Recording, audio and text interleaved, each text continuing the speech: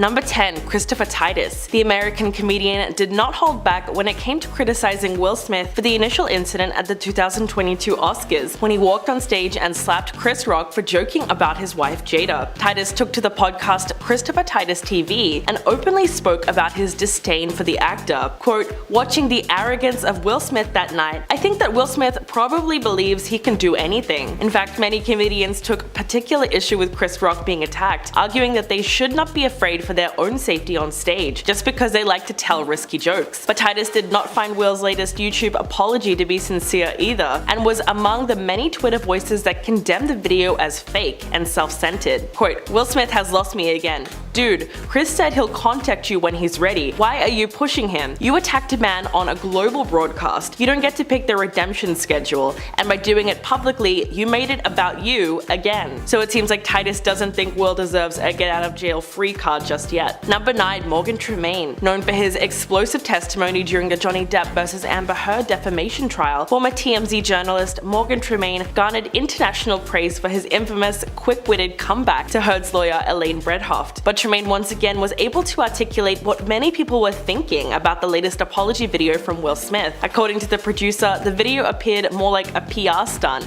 than a genuine apology. Quote, "This Will Smith apology video has PR team written all over it. They're testing the waters to see how the general public feels about him. Nothing to do with Chris." There might be some truth to how Tremaine feels though, because apart from the obvious product placement, the apology also serves another purpose, as Will is now starting to make big moves in an effort to have a career comeback, which has suffered quite a bit due to him being cancelled. It's been revealed that Smith is planning to star in a sequel to one of his most iconic movies, I Am Legend. So it makes sense that what we are now seeing is the actor slowly trying to rebuild his reputation in Hollywood. Number 8. Chris Rock's brothers. Chris's brother Kenny Rock told the LA Times that he would like to see the Academy take back the Oscar that Will won that night. However, what gets to him most about the entire incident is that he has continued to watch it play out on TV over and over again, and there's nothing that he can do. Quote, "It eats at me watching it over and over again because you've seen a loved one being attacked and there's nothing you can do about it. My brother was no threat to him and you just had no respect for him in that moment. You just belittled him in front of millions of people that watched the show." Tony Rock, who was actually close with Will at one point, called out the actor during a comedy show. Quote, "If you think you're gonna walk up on this stage, this ain't the mother effing Oscars." He threatened to fight back if Will ever tried the same thing with him. In fact, the Oscar winner addressed Tony during his apology video. Quote, "I want to apologize to Chris's family, especially Tony Rock. You know, we had a great relationship. You know, Tony Rock was my man, and this is probably irreparable." That seems to be the case, as one Twitter user asked if the actor approved of Will's apology, and he simply responded by saying no. Number 7. The View. Smith received a hell of a lot of criticism for the slap itself, but a lot of people really seem to take issue with the video apology that he released a whole 4 months after the incident. The ladies on The View spoke about how disappointing it was to see Will Smith upload a 5-minute video addressing what is actually a really serious issue, considering it happened to Dave Chappelle too that same month. The hosts voiced their opinion about the Oscar slap and spoke about Will's apology video not long after it was released. While they unanimously agreed that it was a good first step, they said it simply wasn't enough to make good with Chris Rock. Alyssa Farah Griffin said, "I think he's got to go further, and even the fact that he didn't do this in more of an interview format where he might be challenged with some tough questions, I was a little surprised by." She then went on to say that it's a lot easier to say something scripted to camera than to ask, "What was your motivation? Why didn't you then apologize in your acceptance speech?"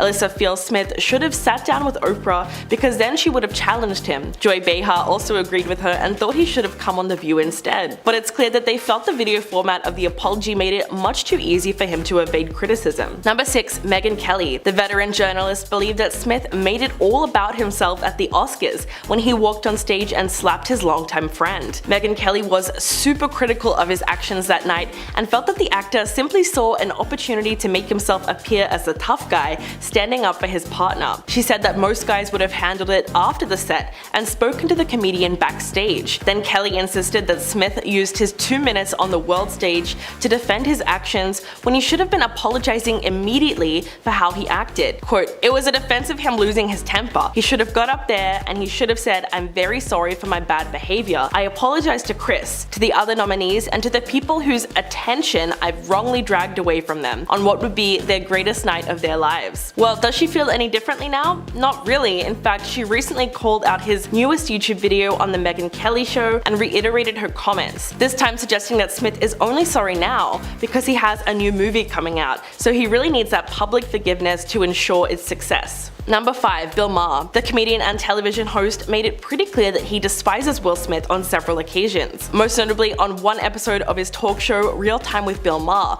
which aired on April 1st. Bill reacted to the explosive outrage against the actor at the time. Quote, "To Will Smith, stay strong and I got your back," before following it up with, "April Fools, you're a D." Maher went on to say that he couldn't feel sorry for Pinkett Smith because according to him, comparing a woman to Demi Moore looking her hottest is not exactly the worst insult he's ever heard. Then he made a pretty controversial comparison. Quote, "I mean, alopecia is not leukemia." And no, he has not changed his opinion since. In fact, in another episode, Bill did a revived edition of Explaining Jokes to Idiots where he made fun of cancel culture, the increased attacks against comedians, and called Will Smith humor impaired. He then said that it comes down to doing crowd work while hosting the Oscars. Celebrities should try to be a good sport and allow themselves to be made fun of for 1 minute. The politically incorrect alum even noted that Chris Rock's joke was initially received as funny by the audience, including Will Smith, who was initially spotted laughing before he decided to do anything else. Number 4. Wanda Sykes. She co-hosted this year's Oscars along with Amy Schumer and Regina Hall. So comedian Wanda Sykes really saw everything unfold firsthand on Hollywood's Night of Nights, and she had a lot to say about it. Right after the Oscars, she addressed Will Smith's actions. Quote, "For them to let him stay in that room and enjoy the rest of the show and accept his award, I was like, how gross is this? This is just the wrong message," before joking that she wanted to be able to run out after he won and say, "Unfortunately, Will couldn't be here tonight." And while performing a stand-up comedy show in Orlando, she brought it up again, saying, "I'm still traumatized. I couldn't believe he was still sitting there. Shouldn't you be sitting there with a lawyer or LAPD?" She added that he hopes he gets his life together, but until then, F him. Wanda clearly hasn't changed her opinion of Smith. In fact, while appearing as a guest on a recent episode of Live with Kelly and Ryan, they asked her if she'd be open to hosting the Oscars again. And she just said, "Oh, hell no." To be fair, she did happen to co-host the most dramatic Academy Awards ceremony in recent history, as she recalled the incident again. Quote, "So everybody's just gonna sit here? I was like, the show just kept going on, and I looked behind the curtain and he's still sitting here. What is happening? What is going on?" It was crazy. It was just bizarre. Number 3. Sharon Osbourne. In an April interview with the Sunday Times, the former talk co-host expressed her opinion on the Oscar incident. Osbourne made the comparison when explaining the hypocrisy she sees where some people are too scared to make judgments to a person's face about their behavior, but will do so behind a computer screen or behind their back, and used the recent Oscars incident between Will Smith and Chris Rock as an example. Quote, "When he wins Best Actor award, everybody stands up. It's like, you're such hypocrites. You're going to go home and say how disgraceful his behavior was, but you stand up and give him a standing ovation." But most controversially, she then went on to compare Will Smith to Hitler, insinuating that no matter how horrible someone is, the industry will still try and find a way to make money off of them. Although her experience isn't exactly like Will Smith's, Sharon Osbourne dealt with plenty of criticism of her own, following her comments on the talk over the Piers Morgan and Meghan Markle feud. After a heated discussion with her and the talk show co-host last year, she was fired from the show by CBS, so she's no stranger to backlash herself, but clearly she didn't mind comparing Will Smith to possibly the worst person who ever existed. Number 2. Rosie O'Donnell. The comedian actually compared Will Smith to former President Trump, blasting the Oscar winner as a narcissistic madman who isn't being held accountable for slapping Chris Rock during the Oscars.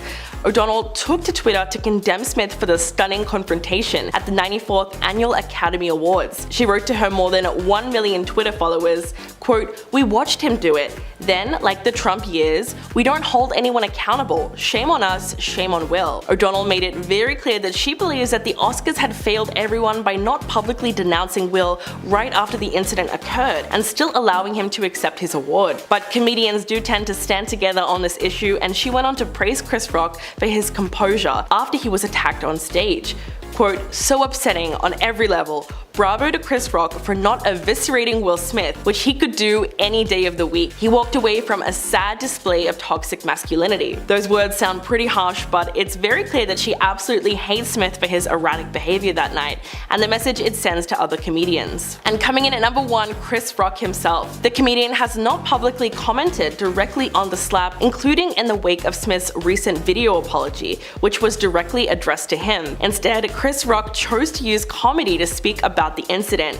During his apology video, the actor insisted that he's reached out to Chris, and the message that came back is that he's not ready to talk, which couldn't be more apparent. He first brought it up during a stand-up set at London's Royal Albert Hall.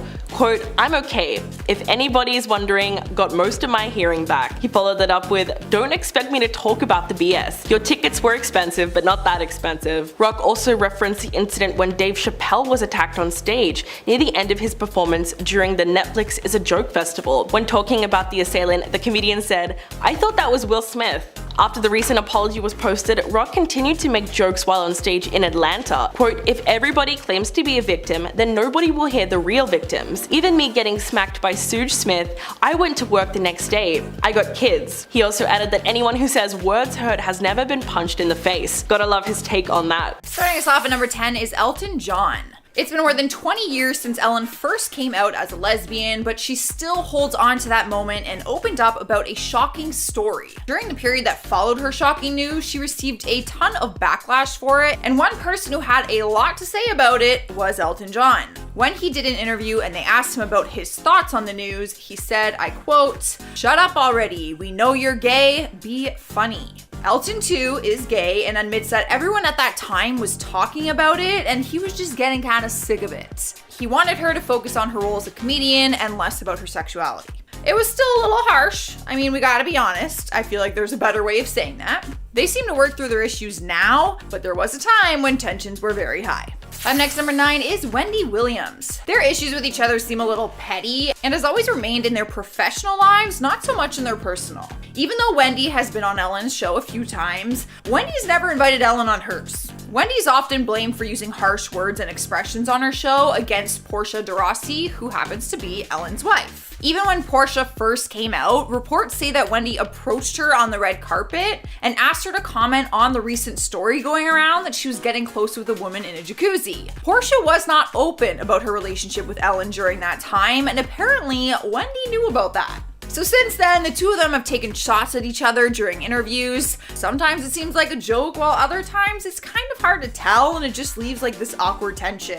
Kind of like the time when Wendy told Ellen that people think that she looks like Justin Bieber. She's not wrong. That meme does go around the internet, but still a little awkward. Rolling into number 8 is Piers Morgan. Ellen swears that she was just being funny when she tweeted out a birthday message for Katie saying, "Happy birthday, Katie. It's time to bring out the big balloons." But it was followed by an image of Ellen gawking and staring directly at Katie's breasts. Fans were not impressed with the tweet and said that it was a double standard, which then sparked double standard to start trending as a hashtag on Twitter. Even fellow celebrities joined in to use the hashtag, and Piers Morgan was one of them. He was furious with her so-called joke and tweeted out, "If a man made this joke, Ellen would lead the cries of sexist pig." He was very passionate about this. I can feel his anger with that tweet, but you know what?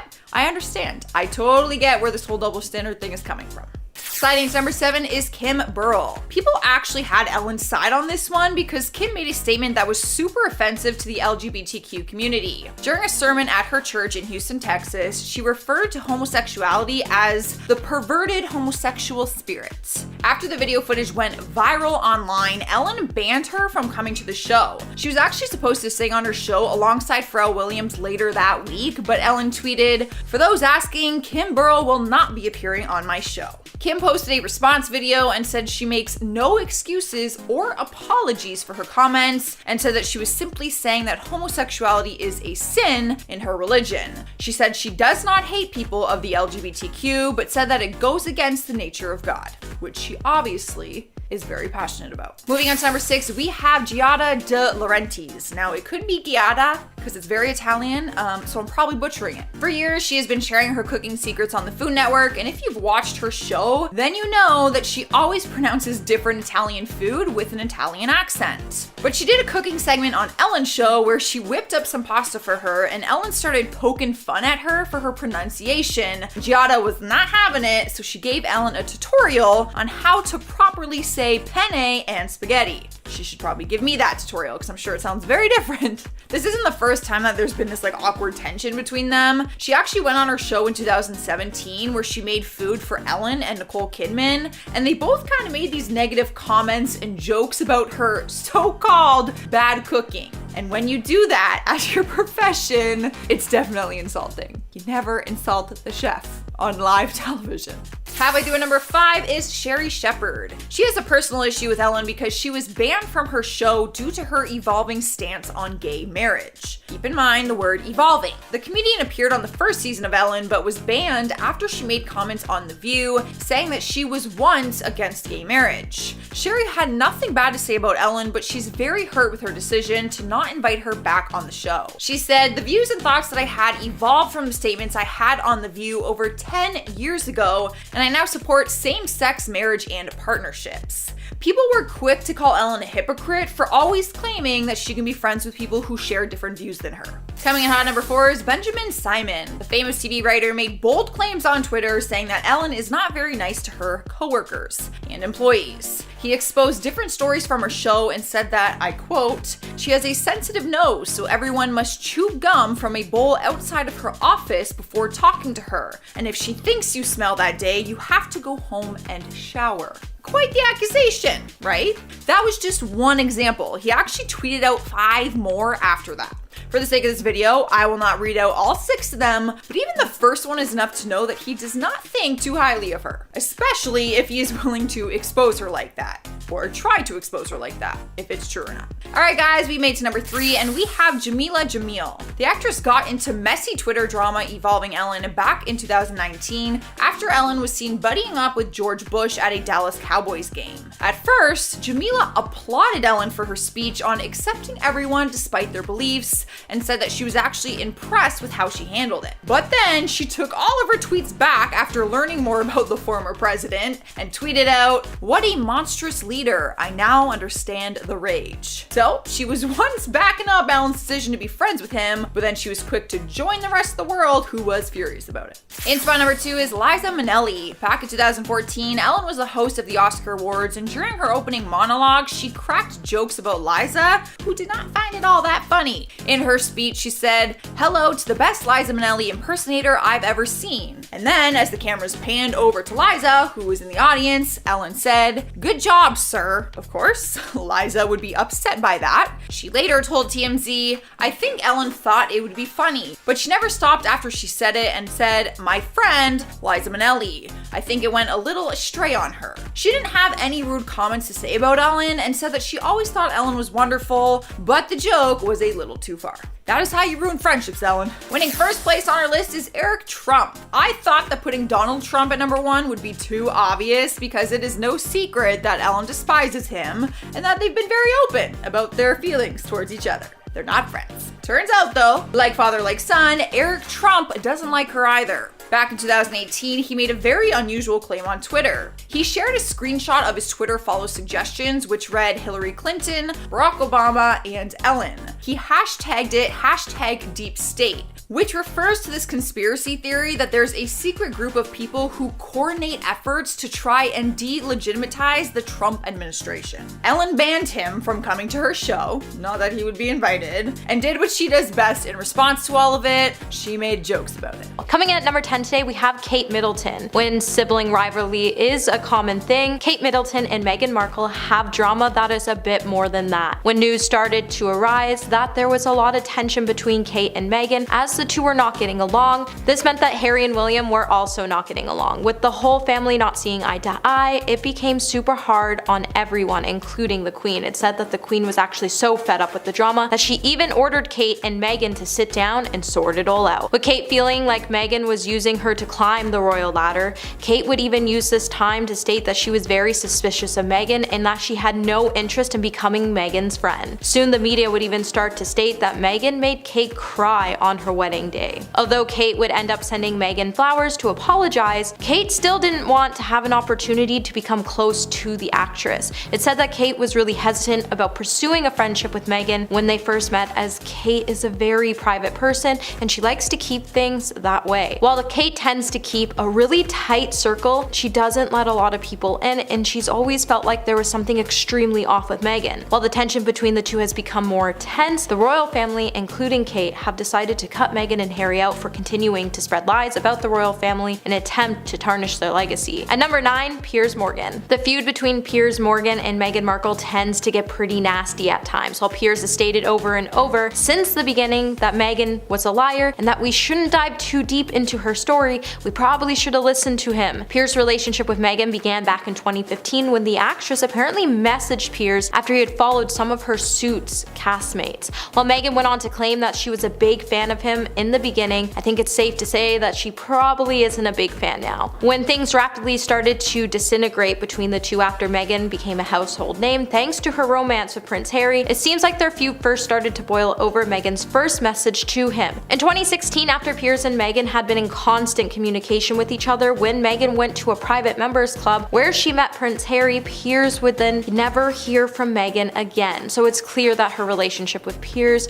was only for clickbait so she could get some views. However, when Harry came around, she realized that she could get everything she wanted, or Piers could give it to her, and essentially she left Piers behind. As soon as it was announced that Meghan was dating Harry, that's when his first dig towards Meghan came public, and since he's continued to mock her and call her out on her behavior. Now, we have seen dozens of people get ghosted by Meghan when she sees that their relationship isn't getting her anywhere in the spotlight, as we've seen her do it to her friends, her ex-husband, and almost all of her family. Hey Peaches, are you liking this video so far? If so, don't forget to give it a thumbs up and subscribe to the channel. Coming in at number 8, we have Wendy Williams. It's no lie that Wendy Williams loves talking about celebrity gossips. While hosting the Wendy Williams show back in 2021, she didn't shy away from her true thoughts about Meghan Markle when Meghan and Harry made the decision to leave the royal family. Now, after Wendy watched the groundbreaking interview Meghan and Harry had with Oprah, she would cast her own doubts about Meghan and claim that her friends actually tried to warn Meghan not to marry Prince Harry because the media probably wouldn't be too kind to her, as they're not really kind to any of the royal family. With Wendy claiming that Meghan weaseled her way into the kingdom before leaving the United Kingdom for Los Angeles, with Wendy claiming that Meghan was lying about her story,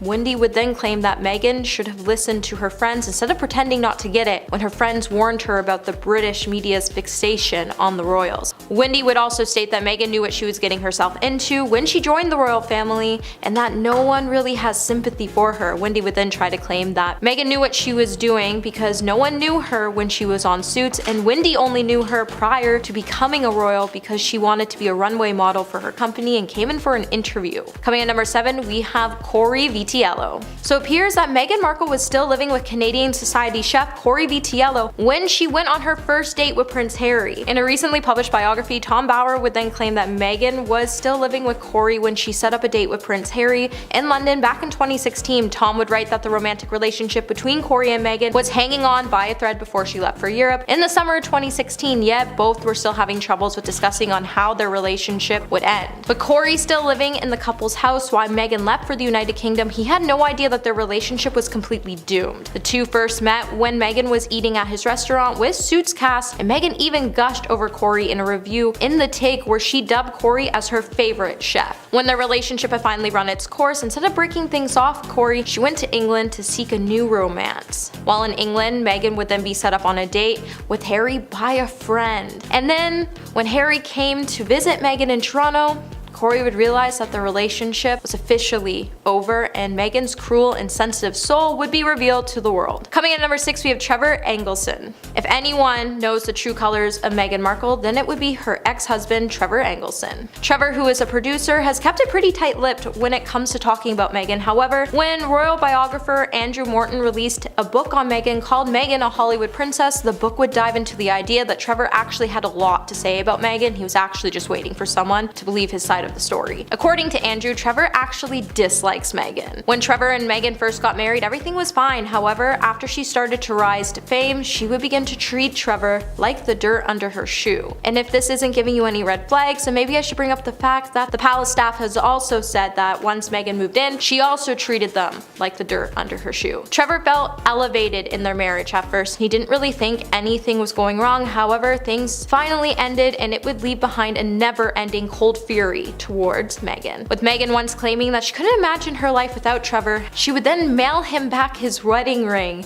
instead of breaking things off in person, and she would then come to the house to collect her blender. And it said that Meghan initially just called things off because he refused to cast her in any of his shows. Number 5, Erin Foster. Erin Foster finds Meghan Markle a spoiled brat who has it all. Now, Erin is a comedian, performer, and writer who is known for her history of putting several celebrities on blast, including Meghan. In the months of November 2017, Erin would come for Meghan when she posted a photo of Meghan from her days on the game show Deal or No Deal. And she captioned the photo as "Never Forget." Later on, she would then post another picture of Meghan where it would show Meghan with a briefcase from the same show. Erin would then proceed to caption the photo with an even more rude caption that read, "This briefcase is filled with my plans to become famous." It's no secret that Erin considers Meghan to be nothing more than a fame-hungry social climber, and with everything that's been going on lately, it proves that Meghan is definitely someone who played her cards right to get everything she ever wanted. And now that she has it,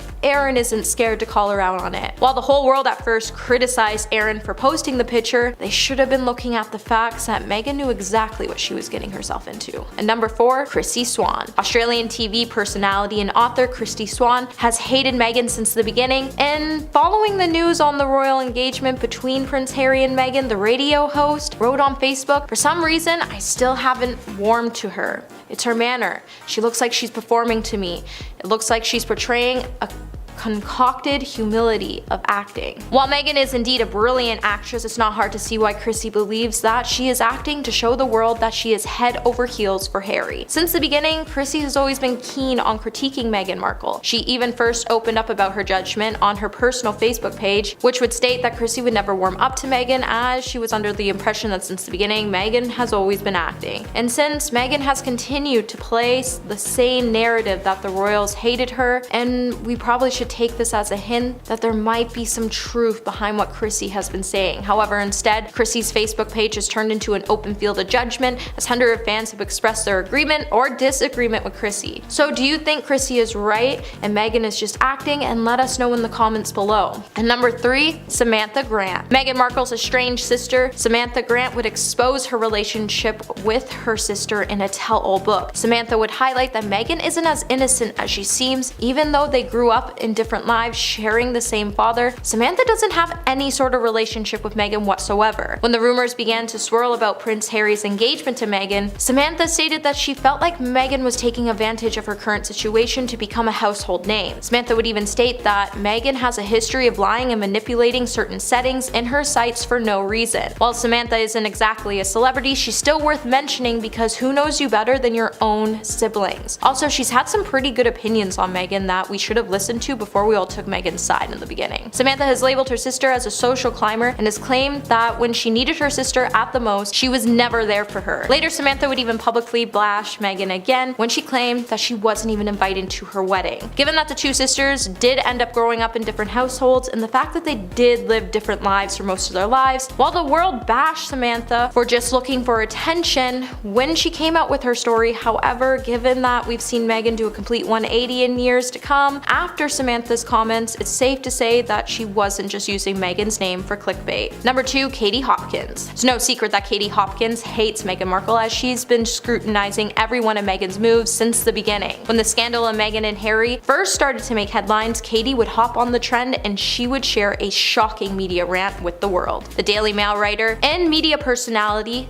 made it really clear that she has no respect for someone like Meghan Markle, with Katie finding her move to leave the royal family distasteful. She would even bash Meghan Meghan for being addicted to Instagram. Katie has also been very vocal when it comes to labeling Meghan as an American Kate Middleton in a budget Princess Diana with an Oscar-winning innocent face. Katie was also furious when Prince Harry pleaded to the media to respect his girlfriend's privacy, as Katie would say in her social media rant that if you don't want Miss Sparkle trolled on social media, advise her to stay away from posting pictures of bananas spooning on her Instagram account. Katie's rant would also include her wishing that Meghan and Harry would end up losing their royal titles. She feels like Meghan's relationship is coming off as a desperate to be a celebrity move. And coming in at number 1 today, we have Daniel Radcliffe. Now, Daniel Radcliffe doesn't just have a distaste for Meghan Markle, but he honestly just hates the whole royal family altogether. Daniel has never been afraid to confess that he doesn't agree with the whole country's appreciation for the royal family. Even though he is a patriot by heart, he doesn't understand why there is still a need for monarchy. He also didn't shy away from stating that he is extremely proud to be English. However, he believes that the monarchy still symbolizes a lot of things wrong with this country, and he doesn't understand why countries still follow the monarchy. While Daniel has said that he does sympathize with Meghan because of the harsh treatment she's gotten from the press, he also doesn't think the royal family is doing anything wrong. He simply just doesn't like them because they represent his symbol of class division, which is something he doesn't particularly like because he is an upper middle class kid. While Daniel has chosen to shade the royal family in the most respectful manner, he definitely chooses to distance himself from the royal family for a reason, and we should probably take that as a hint going forward. Number 10, Mariah Carey. This celebrity feud is legendary, so it's only fair that we start off with this one. J-Lo and Mariah Carey have been at each other's throats since the early 2000s. In fact, most people remember the iconic line that Mariah told a German reporter, "I don't know her." Although it sounds hilarious, Mariah has maintained her negative opinion of J-Lo all these years. For example, an interviewer once asked her what she thought about Beyonce and Jennifer Lopez, and she responded by saying that they don't even belong in the same category for a very specific reason. Well, it's hard. You can't really put those two people in the same category because one is in a really different generation. They just started singing later. But when you talk about Beyonce, I think she's wonderful. She's great. She's a talented person. But it seemed that she forgot to compliment J-Lo as well. A few years later, Carey spoke to Andy Cohen and doubled down on her comments. Quote, "I don't know her, what am I supposed to say?" It looks like it'll take a miracle for these two iconic performers to ever be on good terms. Number 9, Rihanna. There are several celebrities who can't stand Jennifer Lopez, but one of the biggest critics of the iconic singer is Rihanna. These two former best friends had a serious falling out in 2016 for the oldest reason in the book. They were fighting over the same guy. Before the feud began, Rihanna and J-Lo were friendly to each other and had no reason for animosity. But trouble started brewing right after Rihanna and Drake broke up. They had a summer fling that same year, which was pretty casual, but it definitely still counted. Girl code was broken when J-Lo started getting close with Drake almost immediately after. But the feud really became public when Jennifer posted a photo of her and Drake hanging out backstage at her show in Las Vegas with the caption #LoveHim.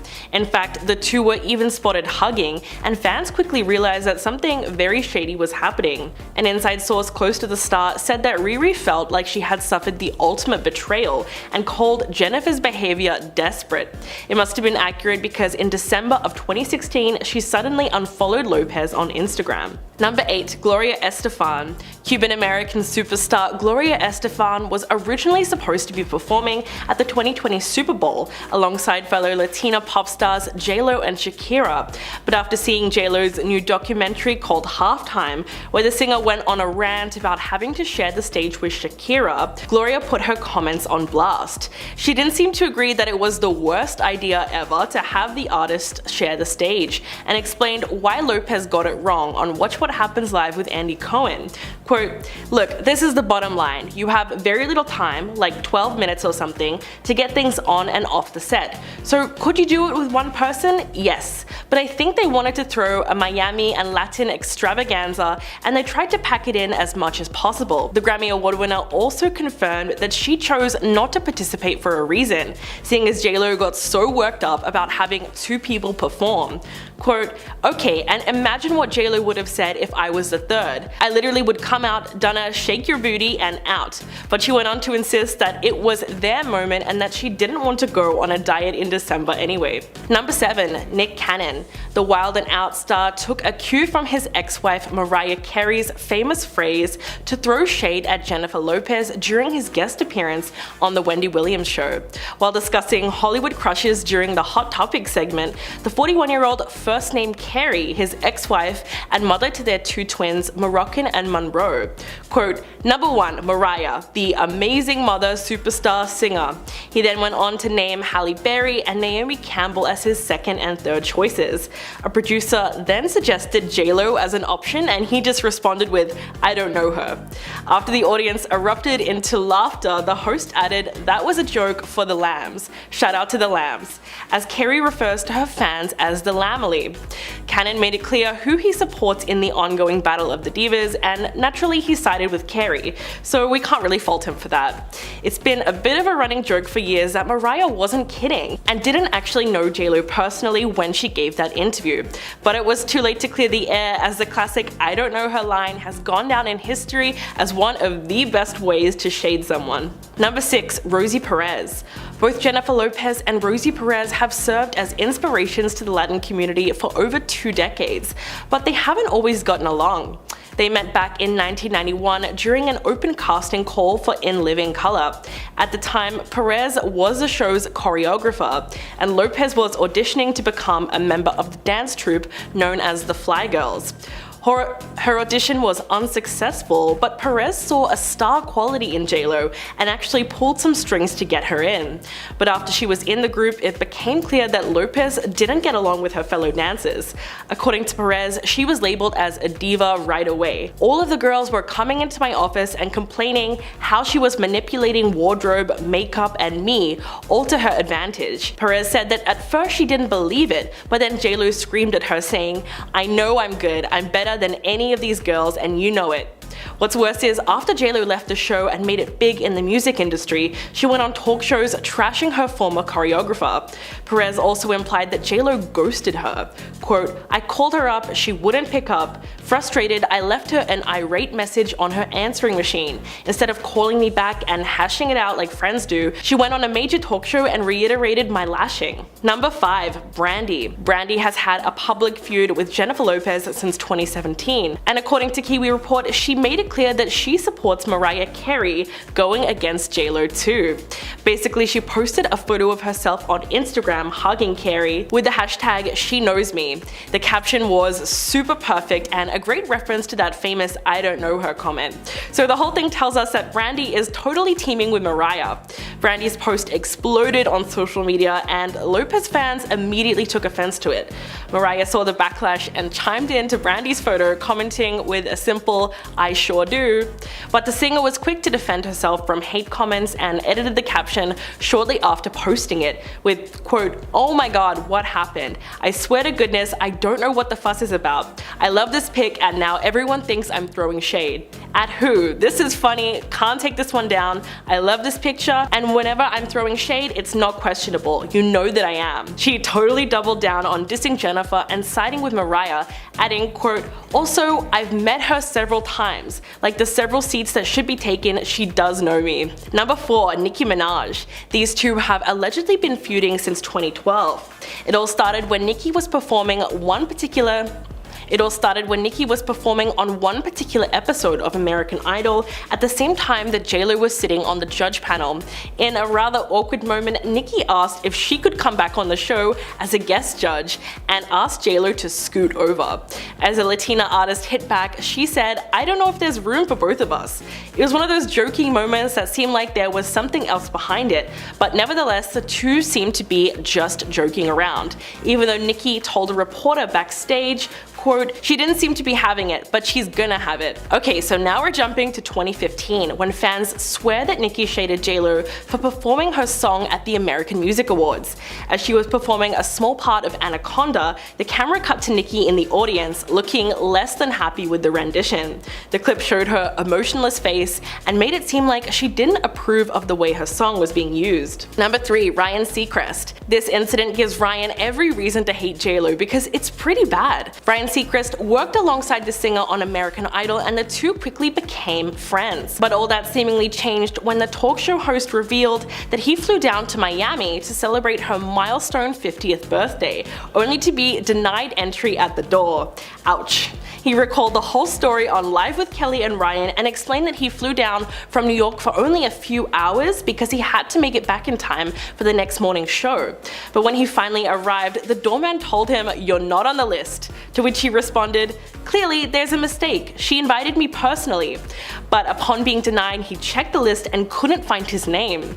The doorman just asked him to wait, made a quick call, and was able to confirm that Seacrest was indeed on the guest list. But the host went on to say that he was the first person there and no one really got turned up until after he left. It would have certainly been a little embarrassing to say the least. Number 2. Cameron Diaz. Throughout the years, Jennifer Lopez has been known to speak negatively about her fellow actors, and it looks like it may have come back to bite her. During an interview in the late 90s, JLo explained that Cameron Diaz was just a lucky model who was given opportunities. She did mention that Diaz can be good when directed, but Lopez's past comments about Cameron's career allegedly made things super awkward between them when they both had to buckle down and work together in the 2012 comedy What to Expect When You're Expecting. Several anonymous sources on the set of the film claimed that the two stars did not get along at all during the shoot. In fact, it was reported that Cameron said the singer was a nightmare to work with.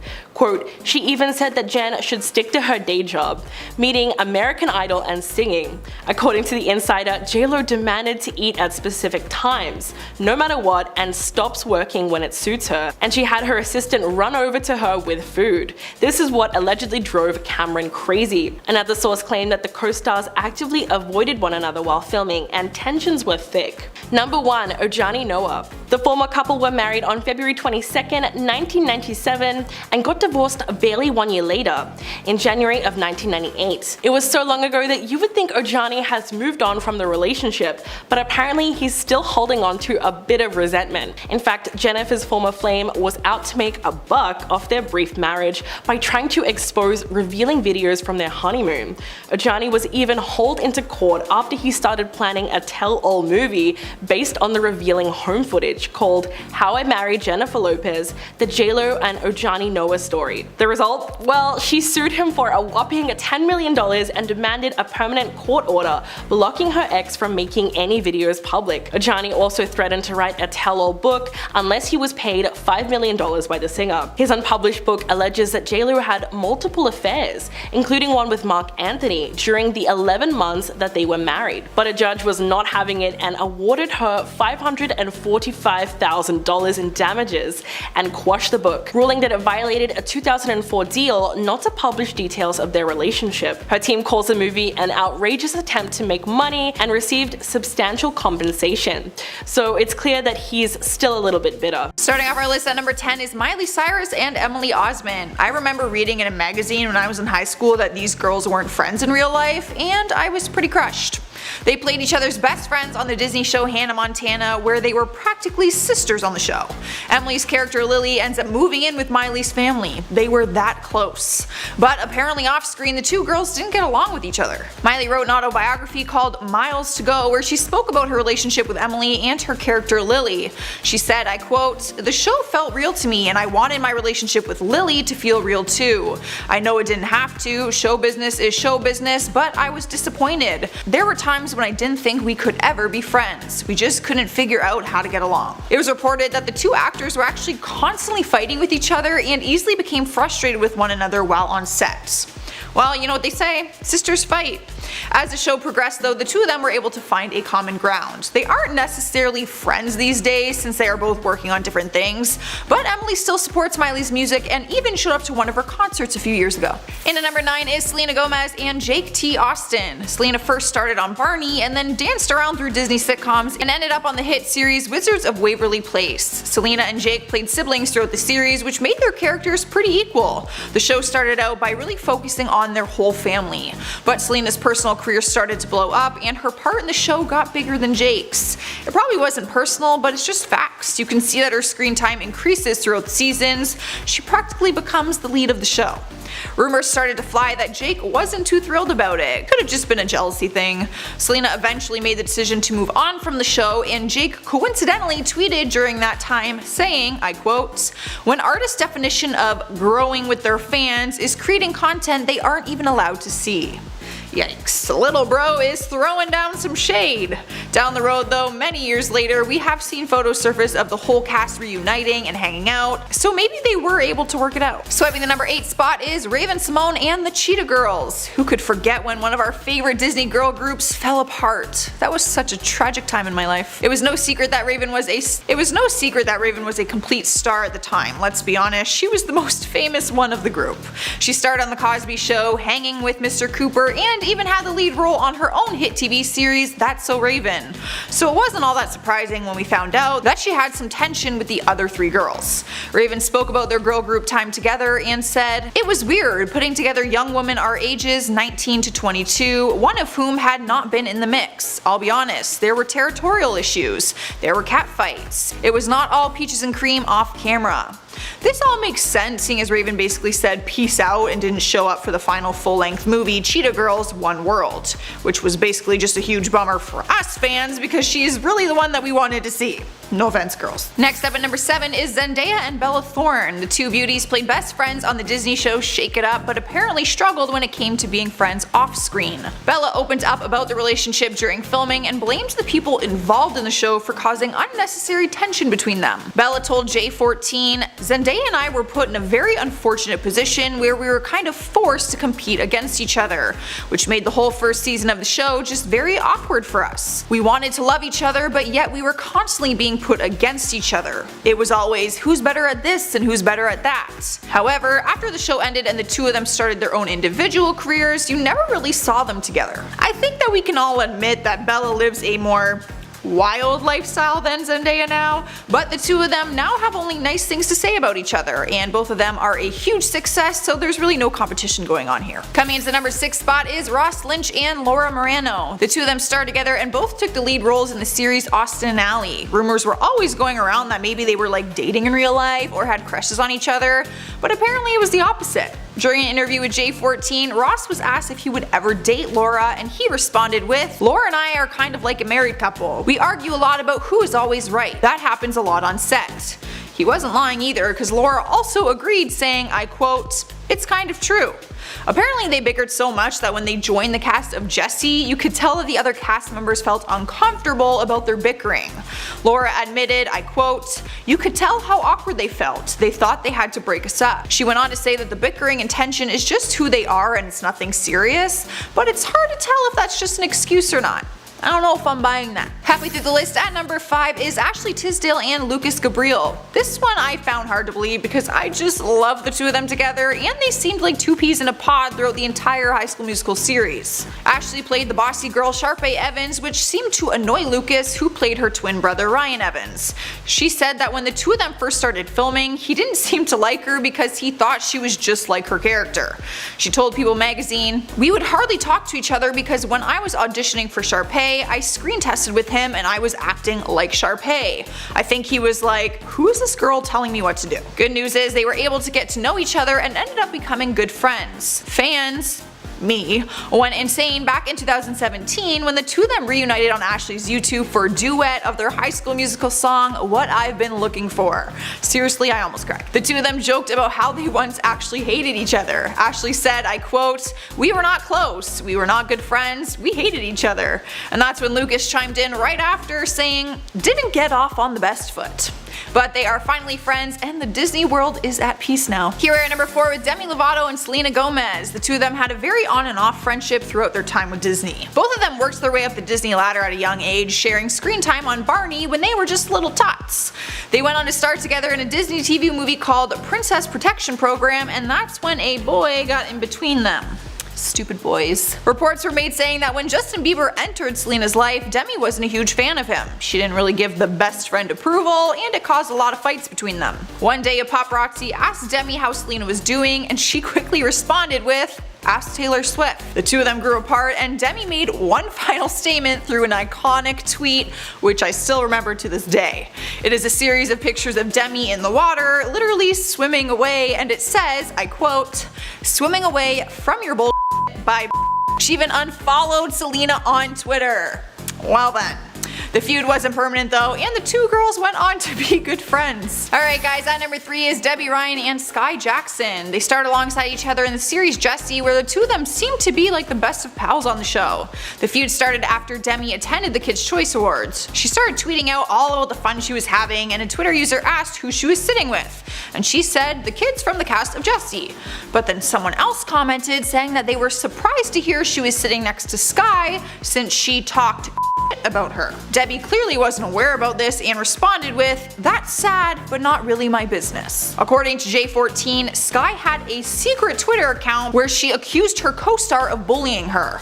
A fan asked Debbie directly about the situation, and she gave a very lengthy response. To sum it up, she said, I quote, "I won't speak about specific people because it's unprofessional to slander coworkers online. But if I had one wish for every child that's an actor, especially those that tend to be the mouthpiece for parental maliciousness, I'd wish for complete contentment, emotional security, and that they'd somehow find joy in telling stories." Damn. Who knew all this drama could happen on a kids show like Jessie? Taking the number 2 spot is Dylan Sprouse and Joe Jonas. Low-key gonna be honest with you guys, I had no idea this ever happened. Like, this is literally new information to me. In 2013, Joe Jonas wrote a first-person essay for Vulture where he shared how he and his brothers, the Joe Bros, felt like they couldn't stand up to the Disney network. He wrote, "We went along with it at the time because we thought Disney was our only real shot, and we were terrified that it could all be taken away from us at any moment." I mean, I think that's fair to say, but apparently Dylan Sprouse didn't. The Sprouse twins shared on his Tumblr what he thought about Joe's essay and said, "I think it's bullshit that they were being robbed of choice or creativity. If they wanted to, they could have told Disney no. Cole and I did this hundreds of times and we ended up alright." He went on to explain that he thinks it's just an excuse, and even went as far as saying the Jonas Brothers, I quote, "fell for the allure of fame." Quite a bold statement to make there, Dylan. Not sure where the two of them stand currently, but reports say they haven't spoken to each other in many years. Taking our number 1 spot is Miley Cyrus and Selena Gomez. Both of these ladies have already been on this list with other co-stars, but no one could forget this legendary feud over the one and only Nick Jonas. That's right, these two girls liked the same guy at the same time, which we all know at 16 years old is pretty much like the world ending. Selena Gomez was a guest star on Miley's show Hannah Montana, where their characters were always feuding, which was coincidental since off-screen they were always fighting over Nick. It was a silly feud that definitely went too far. Selena teamed up with Demi at the time, and Miley teamed up with her friend Mandy, and the four of them had a battle between YouTube videos where they called each other out and made fun of each other. It was silly and childish, let's be honest, but at the time, it was some serious shade. To make one thing clear though, Miley dated Nick first. But as the Disney stars all grew up, the feud quickly faded. In 2016, Selena told W Magazine that the feud was non-existent. She said, "We never feuded, we both liked the same guy when we were 16. It was just a Hilary Duff Lindsay Lohan thing. Oh my god, we like the same boy. We are now completely settled in our own lives." I mean, I feel like she's kind of downplaying it because the whole thing was silly, but at the time it was epic. I literally lived for it.